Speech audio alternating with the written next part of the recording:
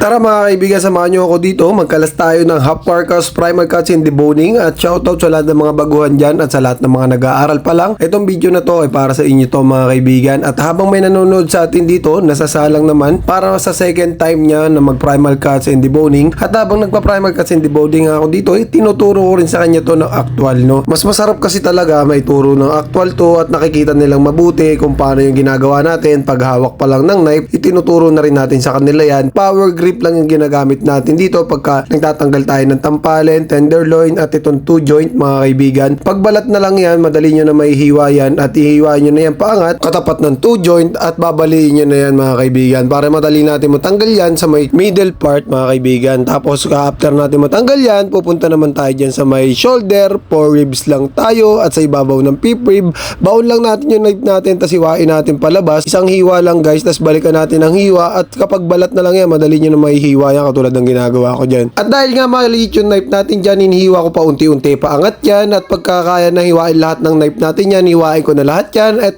pwede nyo nang baliin yan mga kaibigan. At may hiwalay na agad natin yan shoulder na yan sa may middle part at tapos na tayo dyan sa primal cuts mga kaibigan. Pupunta naman tayo sa deboning at uunahin natin dito yung patahide. Sinusukat ko lang ng isang daliri ko yan at ihiwain ko lang yan ng paislan and then kinakapa ko lang dyan yung pinakang joint. Pagka nahiwa nyo kasi yung pinaka joint dyan, madali nyo na matatanggal yan at susundan nyo lang yung naka-island na hiwa nyo at matatanggal nyo na agad yung patahay niyan. Kaya kung bakit tayo nagpa-island maghiwa ng patahay, kasi yan yung isa sa pinaka low value natin. At itong buto na to, yung tinuturo ko na yan, hiwain nyo lang yan padiretso, makikita nyo agad dyan yung joint or duktungan, tas mag-dagger grip agad kayo dyan. Pag nakita nyo yan, hiwain nyo lang yan ng paikot and then sundan nyo lang dyan yung buto, mag-adjust lang kayo ng 1 inch and then ikot nyo lang yan. At sa kabila naman mga kaibigan, angat nyo lang yung knife nyo at pag nakadikit na sa buto yan, hiwain nyo naman palabas yan at pwede na natin tanggalan dito yung pigtail natin mga kaibigan. Syempre lalamanin pa rin natin yan para mabilis-mabili ang pigtail natin at kita nyo naman kung gaano humagod yung knife natin, talaga napakatalas. At tanggalin natin yung balat dito para makita natin yung first layer na tinuturo ko na yan. Hiwain nyo lang ng 2 beses, papasok lang mga kaibigan at kita nyo naman tanggal agad yung mga laman na nakadikit sa bias natin dyan at hiwain nyo pa na isa yan para tanggal lahat talaga. At dito pwede kayong gumawa ng hawakan para madali nyo matanggal yung mga laman na nakadikit sa bias natin dyan mga kaibigan. Basta dulo lang ng knife yung gamit nyo kapag nagtatanggal kayo ng laman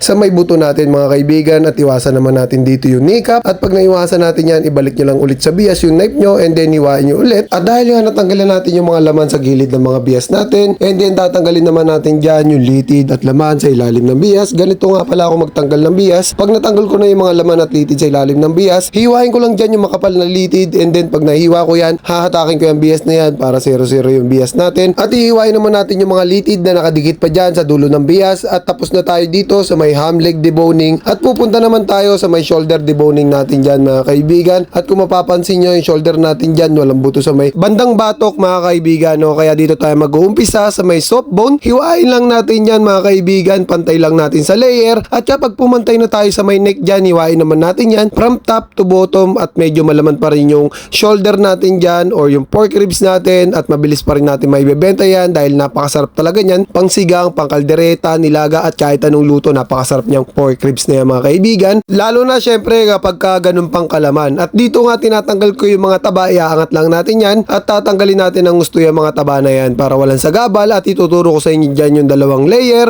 at yung pinakang litid na wag kayo dapat lalagpas dyan sa litid na yan at sa middle lang kayo mga kaibigan para mapaghiwalay nyo agad yung shoulder blade natin dyan at bias ng pata front natin mga kaibigan. At iniwa ko na nga dyan yung ibabaw ng shoulder blade natin, hiwakan ko ng isa yan para maiangat ko dyan yung soft tissue at pag naiangat ko na yung soft tissue na yan dahil mga may tinuturuan tayo dyan na nanonood sa atin ng actual, kaya napapalingon din ako dyan sa right side ko mga kaibigan at hiniwa ko na dyan yung 2 layer para maiangat na natin yung mga laman na nakadikit sa ibabaw ng shoulder blade at makita natin na makinis na yung shoulder blade natin dyan. Itutulak lang natin ang gusto yan hanggang sa dumating tayo sa may pinakandulo ng shoulder blade para hindi tayo mahirapan magtanggal ng shoulder blade, lalo na sa mga baguhan dyan at mga nanonood sa atin at sa mga pumapasyal sa atin dito mga kaibigan. Dinadaan-daan ko to para sa inyo at yung litid na yan mga kaibigan, lagi nyo palatandaan yan pagka magtatanggal tayo ng shoulder blade. Hiwain nyo lang yan dyan mga kaibigan, nakadikit lang dyan yung knife nyo and then pag nahiwa nyo yan mga kaibigan, iikot nyo lang dyan yung knife nyo sa ibabaw ng shoulder blade,